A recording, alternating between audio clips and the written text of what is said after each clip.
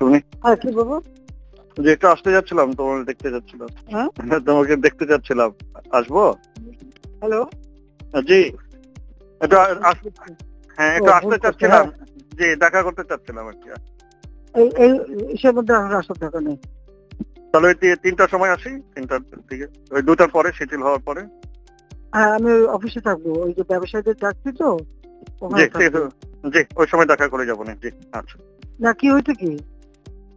হ্যাঁ না এমনি, এর মধ্যে ঘর থেকে বেরোবি কেন? না আমি এমনি একটু আজকে অফিস খুলবো, নগর ভবন একটু যাবো। আমাদের তো সব বর্জ্য সব বন্ধ হয়ে আছে, পরিষ্কার টরিষ্কার করতে হবে, কাজ সব বন্ধ। হ্যাঁ ওখানে একটু যেয়ে তাহলে তো আমি 2টার পরে একটু এসে তোমার সাথে দেখা করে যাবো। জি আচ্ছা জি আচ্ছা, সাবধানে থাকিস। ঠিক আছে, জি জি।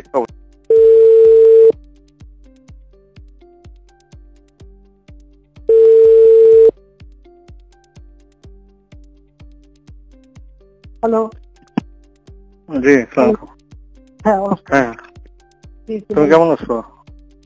হ্যাঁ ভালো আছি আমি। হ্যাঁ কি বাবা? আমি একটু সিঙ্গাপুর যেতে যাচ্ছিলাম। হ্যাঁ যাবো না কেন? আর আমি এই যে বলেছি যে মিছিল করতে মানা করছি, কারণ প্রত্যেকটা ওয়ার্ডে সবাই জমা থাকবে।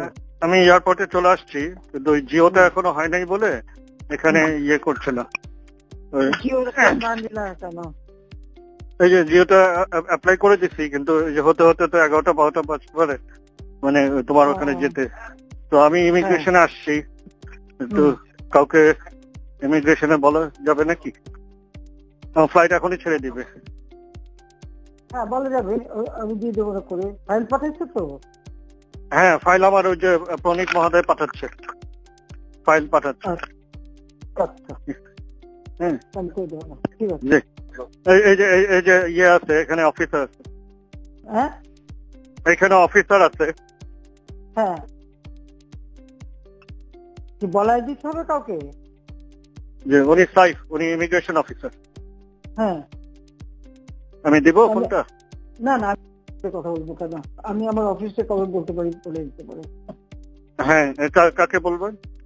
আপনি আমার সেক্রেটারিকে বললে হবে, সালাউদ্দিন। সালাউদ্দিন সাহেব? হ্যাঁ আমি বলে দিচ্ছি। আচ্ছা।